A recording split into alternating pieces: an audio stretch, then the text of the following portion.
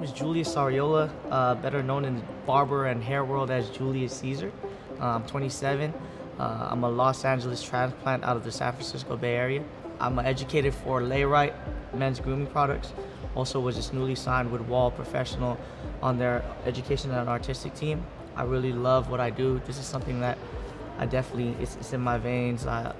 It's a passion. I've never worked a day in my life since 13 years ago. And I wouldn't look back and change anything in the world. It's just amazing being a barber. I see myself working in the fashion industry down the line as well. But this is my foundation, barbering and hairstyling and being a positive mentor for people young and old, to be able to share this passion and knowledge with the world. I grew up Catholic, so I'm definitely a God-fearing man, and I owe it up all to him, and I always pray and look up to God. I mean, I know religion's somewhat of a foggy realm for a lot of people in conversation, but definitely, I give all of it up to him at the end of the day. Secondly, definitely my mother. My mom, is somebody that's proven and shown to me what hard work really meant, and being able to love genuinely and not forcefully. It was a little bit of tough love, but definitely it made me the strong person I am. Now, in terms of the barber world, people all around me are my mentors. My mentors are also the ones I teach as well. Like it's a life game that I learn from everybody, but definitely the ones that I've grown with are the ones that I respect and look up to too. Like my best friend since 5th grade, he's back in the Bay Area. His name is Junior Argente.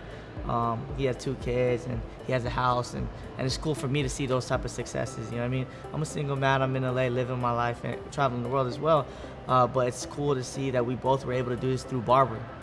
Another person like Vincent Garcia, which is one of my business partners back in LA at Gray Matter. He took me in with open arms when I moved to LA, and he's a perfect person to say of being having the general trait of humility, genuine humility, and everyone else before him, and having a genuine heart and doing it with a whole heart at the same time. Other than that, I mean, everybody inspires me, and I'm always looking for constant new inspiration within not only my peers but strangers and such things like that, for sure. Social media for me was always something that was fun. I was one of those kids that, like, I don't know, this probably ages me a bit, but definitely like when Zanga was around. You guys know what Zanga was? It's like a little blog, whatever, and that was and like obviously AOL Instant Messenger. I believe that was the first type of social media. But going into like things like that and MySpace, and then there's Facebook, and now what is Instagram? And Instagram is that catapulted my career, I would say, or at least helped aid in. That's the main social media I definitely focus on. I'm extremely thankful for something like Instagram. It's one of those things where in the game and industry of visuals, whether it be art, fashion, hair, music, anything where it's all visual, something like Instagram where it's the pure text of it is visual, is extremely powerful. And us youth, I'm not the youngest, I'm 27, but us youth, the generation Y, all of us are caught up in this, looking at the phone all the time, and people say, you're just rotting your brain. I don't see it that way. They say that saying, having a bunch of followers on Instagram is like being rich in Monopoly, which is pretty much saying like, it doesn't mean anything, which I find to be totally ignorant and incorrect, because I definitely have progressively and financially have made gains because of my social media. Things I would suggest to people in terms of social media, and specifically Instagram, is, just be you. It's like, it's not something that you should go out there and force yourself into. And if it's not for you, especially if like bigger corporate businesses, you see all these people dumping a ton of money now into digital marketing with apps that are actually free, because they are too too deep into the corporate world to now where somebody else has to do it. I mean, for me, for a lot of us youth, we're still in the grunt of it all. We're on the front lines, and we know this, and our literacy in it all is something that speaks volumes to now the masses, and people have to understand like something like Instagram is pivotal, and the way you use it is looked upon. Now, I'm not a celebrity, I'm not anybody big, but I've definitely made my gains within the industry, And because of that, I understand not only am I under a microscope, but there's definitely like eyes on me. So everything I do matters. Every post I post matters. My page is not a barber page. I don't call it a barber page. It's not Julius Cvesar the barber. It's Julius Cvesar. I feel like, now I was named after Julius Cvesar, so it's not like I'm faking the funk, but I feel like I'm a brand, and because of my brand, I got to keep brand integrity. There's things that should and shouldn't be on Instagram, should and shouldn't be on Snapchat, should and shouldn't be online, period. Because you put on anything online, that's there forever, even if you hit the delete button. There's ways where they could pull that up. We all know that with any type of scams or like scandals you see that pop up on the TMZs or media, things like that.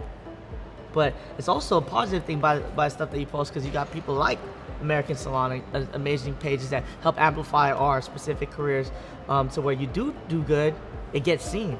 Like here I am, like I'm from a little town back in the Bay Area of California, but now I'm able to travel literally all around the world, and I'm sitting in front of a camera talking to people that actually care about me and care about and interested in what I'm talking about, to be able to share it with the rest of the world, whether they care or not. But they believe in me, you guys believe in me, so yeah, I'm gonna be genuine about it, and everything you see me post is gonna be all me, you know what I mean?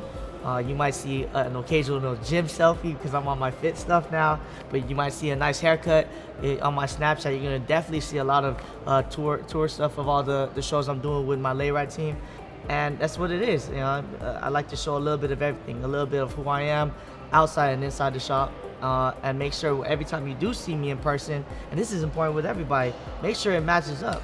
Whatever you're talking about on there, whatever you're seeing on that level, be sure that when they see you in real life, it makes sense. And I hope that's what happens. I hope that's my end result. By the time you meet me and actually shake my hand or talk to me, you're like, oh wow, that really is him. You know what I mean? It's just like seeing a McDonald's Big Mac. You see it looks all pretty in the picture, but then when you see it's like all lopsided and the cheese is running out. I don't want to be like that. I want to be wholesome and genuine for sure. So social media is insane. I could talk about it all day. I believe it. I say thumbs up on it, and Instagram has to stay alive, and if not, I'm prepared for the next one. So I think altogether, the communal effect of it all is amazing. But like with anything, overexposure usually leads to exploitation, and now there is like a lot of oversaturation of people, let's be honest, that's getting into the hair industry, period, honestly for the wrong reasons. But on the flip side of things, us that's genuine, and even the new people that's genuinely wanting to do it, it's putting an attractive eye on us to now where it's not looked upon like as an end result, like the movie Grease, where she's like, she goes to beauty school and she's a dropout, there's nothing else, so she's working at a restaurant. It's like for me, when I went to barber college, I knew it's what I wanted to do, but my barber college was right in the middle of one of San Francisco's most brutal like districts, and that barber college is closed now. But I'm proud to have come from a college like that, because it humbled me, because my classmates were parolees, and they were in the program just to be on their good behavior, you know what I mean? My clients were essentially like drug dealers from around the block or homeless people and things like that. Now there's all these cool programs and schools and classes that you could attend that keeps you away from all of that, which is amazing. I'm forever gonna be a student of life, and especially in hair, no matter if they give me the educator role or not, I'm an educator to become more of a student for the whole industry and find out more about myself, and that's cool. I mean, the communal aspect of it all, we're all joining together to not only you have this hair world, this makeup world, this stylish world, and this barber world, and for the longest time it was like, I don't really need to mess around with them. I don't really need to mess around with barbers. I don't really need to mess around with Cosmo. But for the longest time, boom, boom, boom, boom, boom. What you have now is the conjoining, and you have events like this where the barber aspect is actually pivotal. It's just not one little booth that's in a corner or whatever. People are actually attracted to it and asking, I have so many Cosmos come up to us all day and say, yeah, I really want to learn barbering now. That didn't happen before. It's either you pick and choose. And same with barbers. Barbers didn't want to become hairstylists. I want color. I don't want to touch color. I'm gonna fade them up. Straight razors all day. Now I want to learn color. And this communal effect that's something that's made the world smaller because of things like social media and Instagram. So where now I go to these shows and I meet great people like everybody on my late ride team without even having to met them before since our first show. So now we're already family. And going to these shows, meeting cool people like out from the other side of the ballpark, which is the color world or the Cosmo world. Great dudes like Hair God Zito and Lynn B. Scene and Larissa Doll and all them, and like we're all at the bar at the hotel hanging out. And although I haven't met all of them all like that before, when I see them, they see me, and it was already love.